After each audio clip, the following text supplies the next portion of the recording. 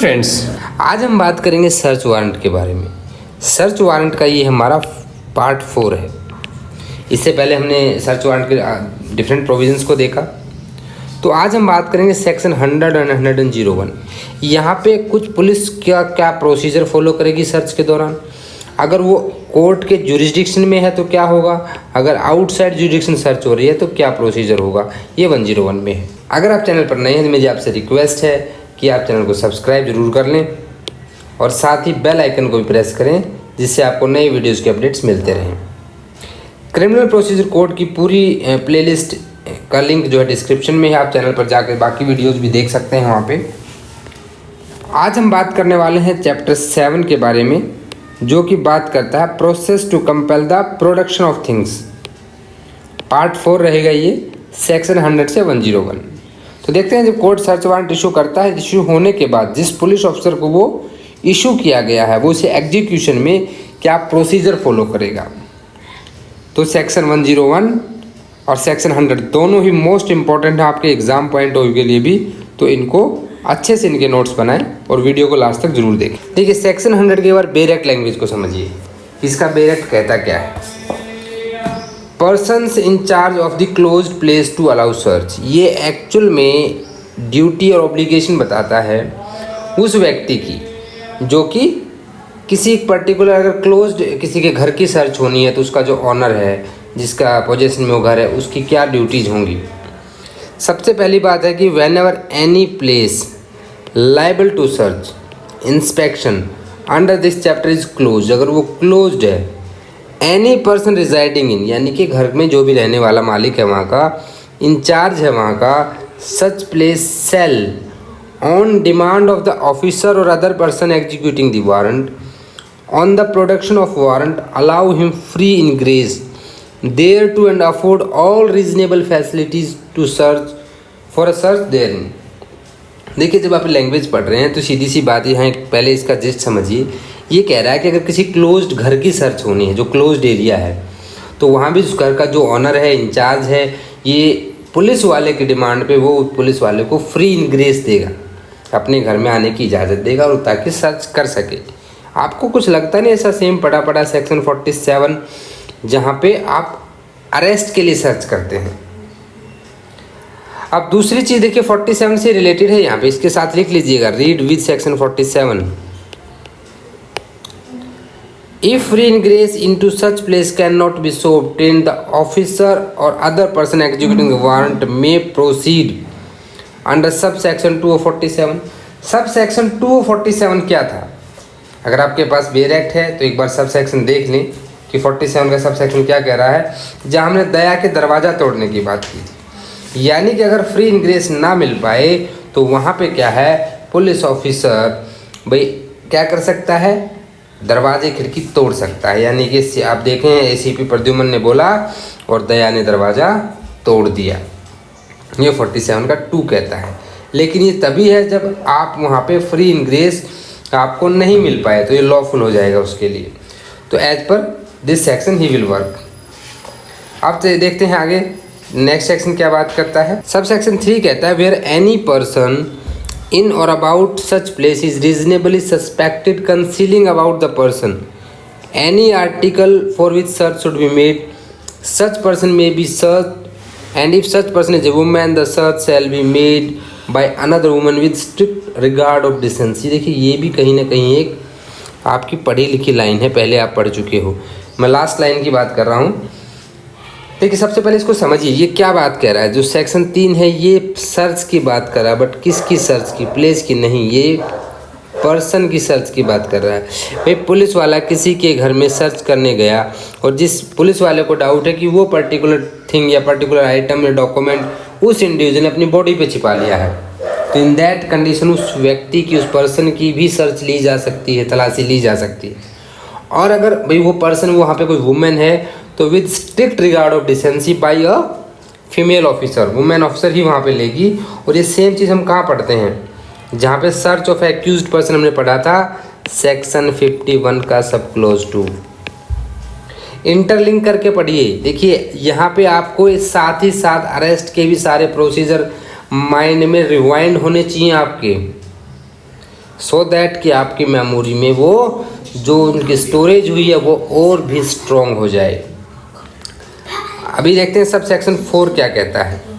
Before making search, अब search होने से पहले अंडर दिस चैप्टर, अभी यहाँ आपको ध्यान हो तो हमने 41B अगर आपने पढ़ा था तो वहाँ पुलिस वाले की ड्यूटीज़ थी कि वो क्या करेगा। तो यहाँ भी क्या है, इसको 41B के साथ पढ़िए आप। भाई मेमोरेंडम बनाएगा, क्लियर आइडेंटिफिकेशन नेम टेप पहनेगा, एक विटनेस के साइन लेगा, या तो फैमिली मेम्बर या लोकेलिटी से लेगा, लोकेलिटी से है फैमिली से नहीं है तो उसको बताएगा कि भाई किसको इन्फॉर्म करें अरेस्ट के बारे में। तो ये चीज़ें वहाँ बताई गई हैं।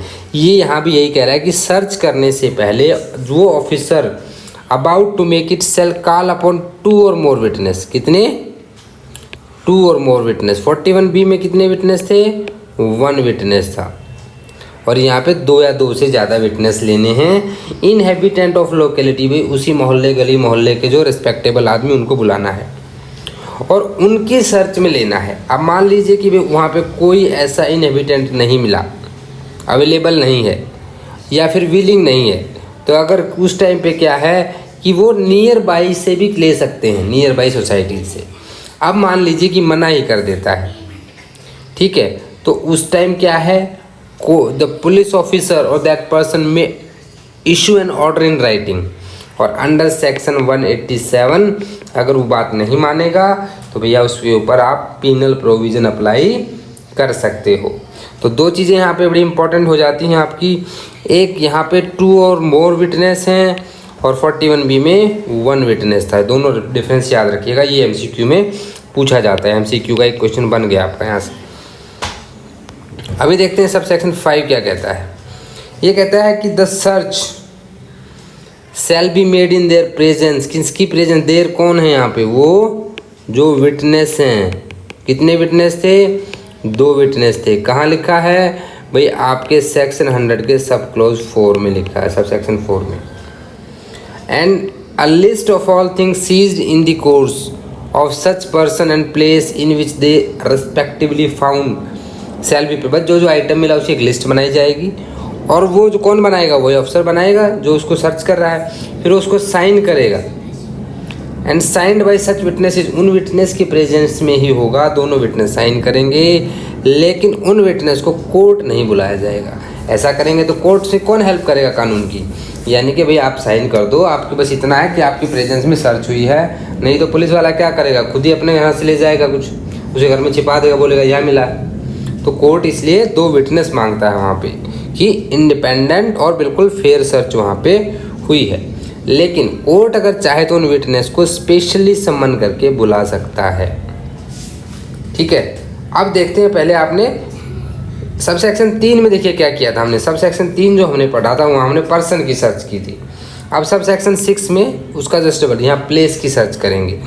The occupant of the place searched or some person in his behalf shall in every instance be permitted to attend the during the search। भाई जिसके घर में सर्च हो रही है उसको आप बाहर नहीं निकाल सकते, सर्च के दौरान वो रहेगा, और उसको कॉपी दी जाएगी कि लिस्ट जो प्रिपेयर की गई है, जिसको विटनेस ने साइन किया, कहाँ लिस्ट प्रिपेयर की गई, यहाँ साइन किए है हमने, और डिलीवर टू सच ऑक्यूपेंट और पर्सन, और उसको दी जाएगी कि भाई आपके घर से हमने ये आइटम्स की सर्च की है।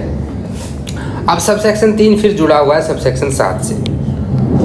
मान लीजिए कि यहाँ भी सब सेक्शन 3 के तहत आपने क्या किया, किसी की पर्सन की सर्च की है, तो list of all things taken possession of shell be prepared. भाई उसकी एक अलग से, जो उसकी बॉडी से आपको जो मिला, उसके कपड़ों से, जेब से, पॉकेट से, उसकी बॉडी पे आपको जो भी कुछ मिला उसकी भी एक लिस्ट बना के उसको कॉपी दी जाएगी। Any person who without reasonable cause refuse or neglect to attend or the witness search under this section when called upon, भाई अगर कोई व्यक्ति इसकी अवहेलना करता है तो उसके खिलाफ हम पिनल प्रोविज़न दे सकते हैं। कैसे दे सकते हैं, under section 187 of Indian penal code, उसके तहत उसके खिलाफ कार्रवाई की जा सकती है। ये आपका सेक्शन 100 था। अभी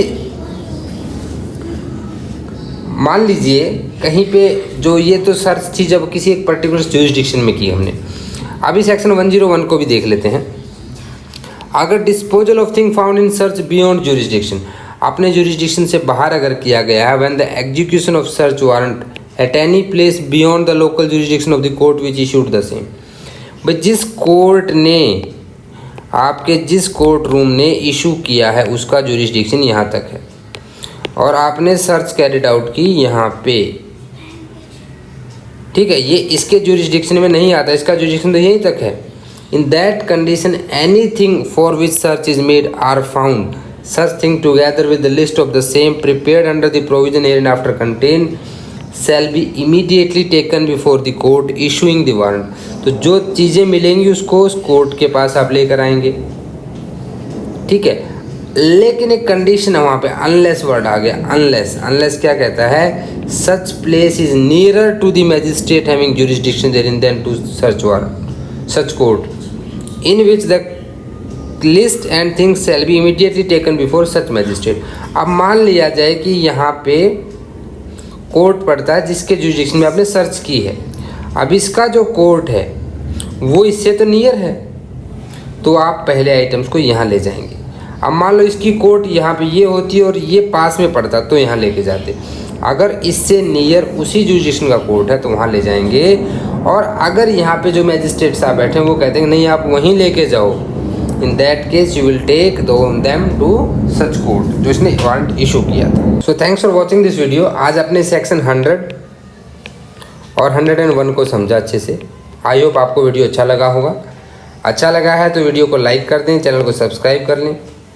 आपके कोई भी सजेशंस हैं आप मुझे मेल करें, आप टेलीग्राम चैनल को ज्वाइन करें जिसका लिंक डिस्क्रिप्शन में है। वीडियो को लाइक करके अपने दोस्तों के साथ शेयर भी करें और मुझे कमेंट ज़रूर करें कि आपको वीडियोज़ कैसे लग रहे हैं। अगर कोई नए टॉपिक पर आप वीडियो चाहते हैं तो मिलते हैं नेक्स्ट वीडियो में। तब तक के लिए जय हिंद, जय भारत।